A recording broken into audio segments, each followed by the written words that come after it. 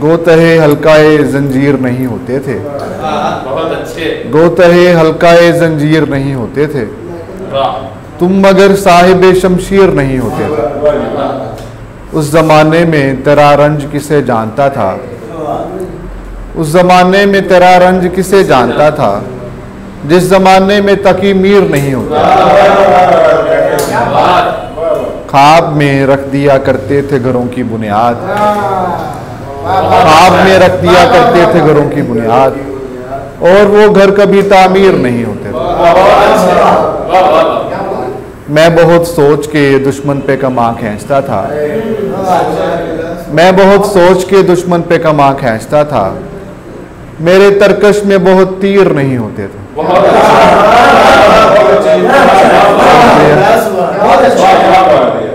और तू भी उस दौर में दीवार नहीं होता था, तू भी उस दौर में दीवार नहीं होता था, हम भी उस दौर में तस्वीर नहीं होते।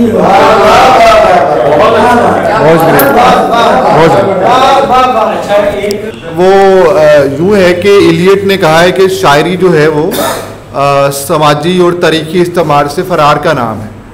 तो मैंने भी अपनी शख्सियत से फ़रार हासिल करने के लिए और उस तारीखी जबर से फ़रार हासिल करने के लिए जो इंसान को नज़्म व ज़ब्त जैसी लाजानी हकीकतों में जकड़े रखता है, शायरी का रास्ता इख्तियार किया। यही एक आखिरी रास्ता था हमारे पास।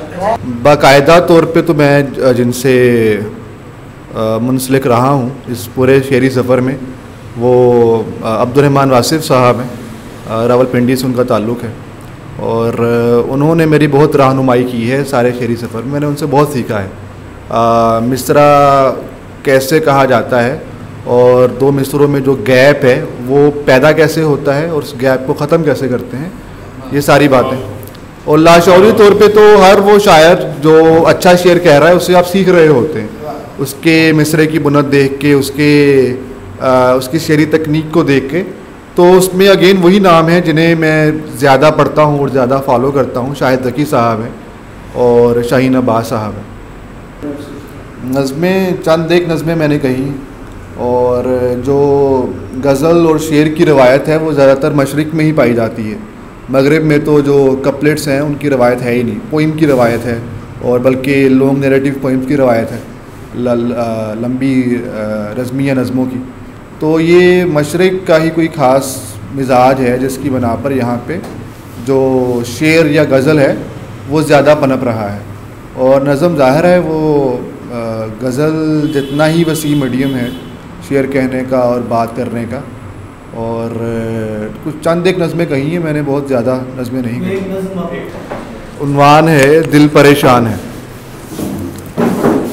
तेरी आंखों में ठहरे हुए चांद ने, दिल परेशान है।